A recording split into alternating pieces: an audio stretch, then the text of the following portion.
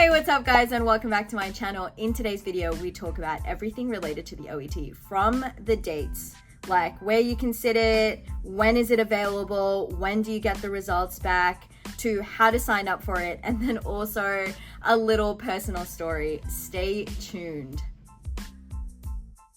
The main OET dashboard, you can find all of your information from here, from practice test to which international countries accept it, to details about the exam. So we're going to go to book now to find out where exactly you can sit the test. So you just insert the country of choice in this box above. And then over here, you can find out the regions where you can test at. These are the available OET dates and also when the results will be published. This is key, especially at the end of the year. If for whatever reason your application was delayed, you need to ensure that your results will be out before December. So the last available date is probably November at some point. Alrighty, as with all of my other videos, we are going to go and book the OET step by step as before, so you can just follow my screen. This is the old OET interface, but usually everything remains the same. I was going on holiday, but you can definitely pick any country to sit the OET at.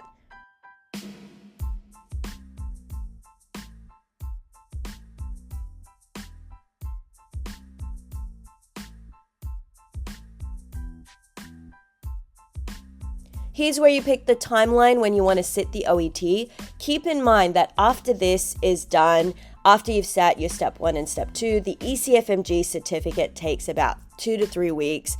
And keep in mind that you want it for your ECFMG application for those of you who are applying to the US. And then over here, it gives you some specific dates. So there's like 2 dates every month where you can sit it, and you can pick one of those.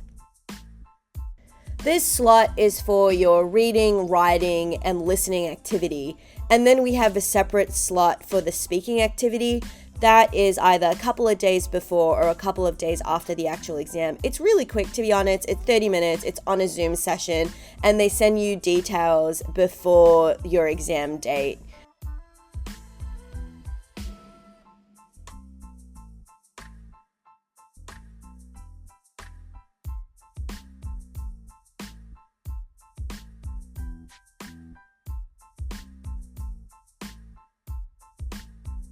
And congratulations, it's reserved. Finally, you just have to upload your personal ID. It can be any type. I chose my passport because I choose it for everything, but you can choose a national identification. You just have to upload it and bring that with you to your exam. And for your speaking test, you have to have it on the side to show them before you start your speaking exam.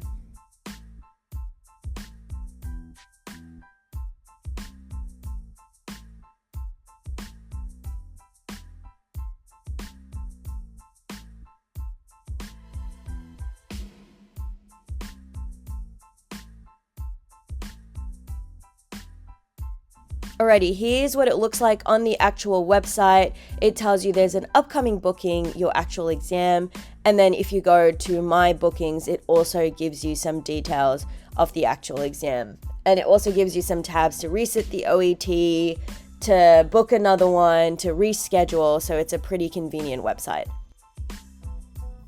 Alrighty guys, that's essentially how you sign up, and then you get 2 links. One for the speaking exam, and it's like basically a Zoom session. You get it either a couple of days before the exam or a couple of days after. So essentially what happened to me was that I sat the speaking test, and then I was waiting. I reckon it was a Friday. Yeah, it was a Friday. So the actual exam was supposed to be on a Friday, and I personally thought that it was on the Saturday. So I was chilling and grilling, and then lo and behold, I get this like random email, and I was like, wait a minute, what's the date today? So I unlock this email, and then I'm like, oh my God, I think the OET is today. I look at everything, and I realize that I missed an hour after like the check-in time. So essentially I'm not allowed to sit the exam. I call up the OET center and I tell them like, hey, this is what happened. I'm running late for the exam. Happy to come right now. And my nerves were raging, but I was like, whatever. So I call them up and no one replies. I keep calling. Finally, someone replies and goes like, you know what? You didn't sign up. We said that you're a no-show. And as a result, you kind of like, you lose the exam, you lose the money. So here's the email that you can see that I'm like super frantic about it. We don't get reminder emails. I'm like batshit crazy.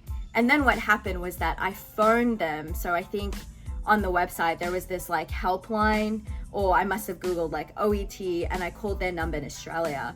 And basically they told me, hey, like you missed your exam. I dropped, I reckon, $600, something around that. It was like a hefty sum, but I was like, whatever. Like at this point I was super upset, but like whatever. So sign up for that exam. You can see this confirmation email. And then I paid a little bit more to change my location, because now my exam was going to be much later just because of availability. And to be honest with you, what I ended up doing was, because I didn't find the dates that I wanted in the place that I wanted, and around that time I was sitting step 2 as well, so that's why I pushed it back. So I ended up doing OET at home. So the rules for OET at home, and that was something that was possible during the pandemic, was if you are in a country that doesn't offer OET on paper or OET on a computer at one of its regional sites, they offer you OET at home. And basically you follow the schedule and the timeline of the country that you're in. And then they send you a link to see if your computer can match the requirements of OET. And that was honestly like pretty simple.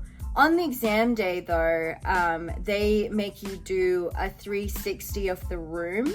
So it's a bit finicky, but you log in a little bit before, and they basically ask you if there's anything next to you. You're not supposed to have anything around you. If you're sitting on a desk with your computer on the desk, they show you the drawers in the desk, they show you what's under the table, and you're not allowed to have anything except your passport for verification. You're not allowed to have any charts or posters on the walls around you. And they send you the guidelines about that. And then from memory of the exam itself, I think it was like super easy going, like with the proctor in the background. But unfortunately, during my listening section, the proctor had a lot of background noise, and it was very hard for me to like go like, hey, like there's an issue. He replies to me about 10 minutes later, middle of the listening exam, and he didn't pause it. And it was basically like, hey, what's going on? And I'm like, hey, can you mute your end because it's super loud on your end? But it worked out eventually. I'm posting my score for you guys. I'm a native English speaker, so to be honest with you, I didn't put in that much effort, but I'm going to show you what I did anyway. So here are all the countries that accept the OET, and then if you click on them, it gives you details of exactly where it's accepted and some website links. It can be used for immigration purposes as well. The results and scoring tab is one of the most useful ones for the OET. So you get your test results about 2 weeks after the exam, and I showed you initially where you can find those dates. And then you also can find out how long it's valid for. It depends on each party that recognizes it, but it's approximately 2 years in my experience. And then you can also see the conversion between the OET and the IELTS. The IELTS is just a simple English language test. Alrighty, I hope this video helped you out. I am going to release a few other videos of what exactly the exam looks like based on the practice, so like OET on computer practice, and also a breakdown of the different sections and some little tips and tricks that helped me during the exam.